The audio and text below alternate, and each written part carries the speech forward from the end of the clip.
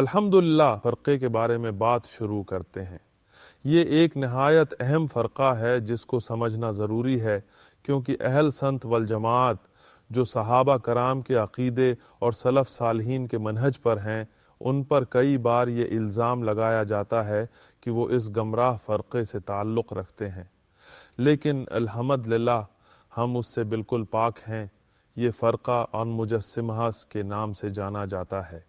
یہ ایک گمراہ گروہ تھا جو اللہ کو اس کی مخلوق کے ساتھ تشبیہ دیتا تھا۔ یہ عقیدہ سراسر غلط اور گمراہی پر مبنی ہے اور ہم اس سے براءت کا اعلان کرتے ہیں۔ مجسمہ کی گمراہی۔ مجسمہ کا عقیدہ یہ تھا کہ اللہ کی صفات مخلوق کی صفات جیسی ہیں۔ یہ عقیدہ قرآن اور سنہ کے بالکل خلاف ہے۔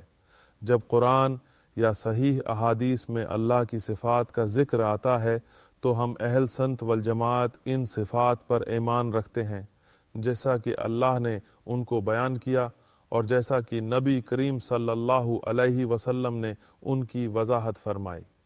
ہم قرآن کے ہر لفظ کو ویسا ہی مانتے ہیں جیسے نازل کیا گیا ہے، لیکن ہم کسی بھی صورت میں اللہ کی صفات کو مخلوق کی صفات سے نہیں جوڑتے اور نہ ہی ان کی تعویل کرتے ہیں۔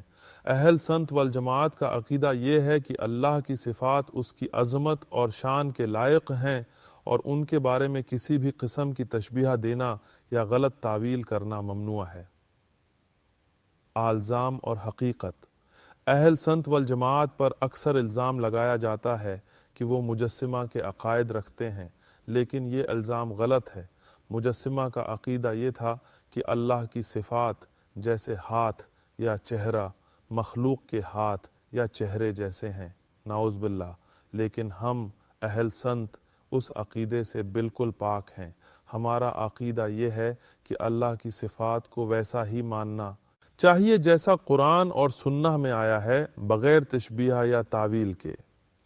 تشبیہ اور تعویل و مجسمہ نے قرآن کی آیات اور نبی کریم صلی اللہ علیہ وسلم کی احادیث کو غلط طور پر سمجھا۔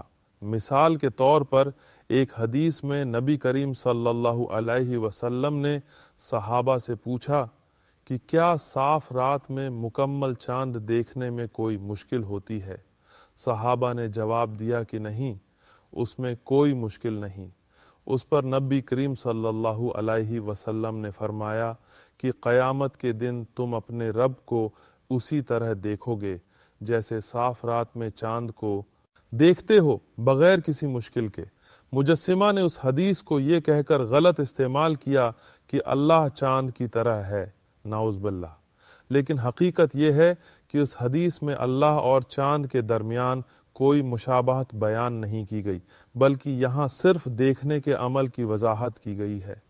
اہل سنت والجماعت کا عقیدہ یہ ہے کہ اللہ کی صفات کو مخلوق سے تشبیہ دینا سراسر غلط ہے۔ ہم کہتے ہیں کہ اللہ کی صفات اس کی شان کے مطابق ہیں اور ان کی حقیقت کو ہم نہیں جان سکتے۔ ائمہ اور علماء کا موقف۔ بڑے بڑے علماء اور ائمہ نے مجسمہ کے عقائد کو رد کیا ہے۔ امام احمد بن حنبل رحمہ اللہ سے جب اس بارے میں پوچھا گیا تو انہوں نے فرمایا کہ جو شخص یہ کہے کہ اللہ کا ہاتھ میرے ہاتھ جیسا ہے یا اللہ کا پاؤں میرے پاؤں جیسا ہے، اس نے اللہ کی صفات کو مخلوق کی صفات کے ساتھ تشبیہ دی اور یہ حرام ہے۔ امام ابو حنیفہ رحمہ اللہ کے شاگرد امام محمد الشیبانی نے فرمایا کہ فقہا کا اجماع ہے کہ قرآن اور صحیح حدیث میں اللہ کی صفات کا ذکر جیسا کیا گیا ہے اس پر ایمان رکھنا ضروری ہے، لیکن تشبیہ یا تعویل کرنا درست نہیں۔ امام بخاری رحمہ اللہ نے بھی اپنے کتب میں یہ واضح کیا کہ اللہ کی صفات مخلوق کی صفات جیسی نہیں ہے۔ اللہ کی آواز مخلوق کی آواز جیسی نہیں، اس کی آواز دور اور قریب دونوں جگہ ایک جیسی سنائی دیتی ہے اور فرشتے اللہ کی آواز سن کر بے ہوش ہو جاتے ہیں، جو کسی انسان یا مخلوق کی آواز سے ممکن نہیں۔ صفات کا انکار اور تشبیہ دونوں غلط ہیں۔ اہل سنت والجماعت کا موقف یہ ہے کہ اللہ کی صفات پر ایمان رکھنا ضروری ہے، لیکن ان کا انکار یا ان کو مخلوق جیسا قرار دینا دونوں گمراہی ہیں۔ ہم نہ تو صفات کو مخلوق سے مشابہت دیتے ہیں اور نہ ہی ان کا انکار کرتے ہیں۔ خاتمہ۔ اہل سنت والجماعت کا راستہ اعتدال کا راستہ ہے۔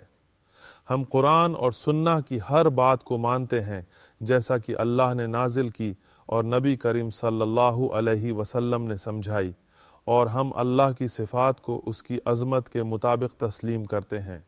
الحمدللہ ہم اس گمراہ فرقے کے عقائد سے پاک ہیں اور ہمارا ایمان اللہ کی وحدانیت اور اس کی صفات پر مضبوط ہے۔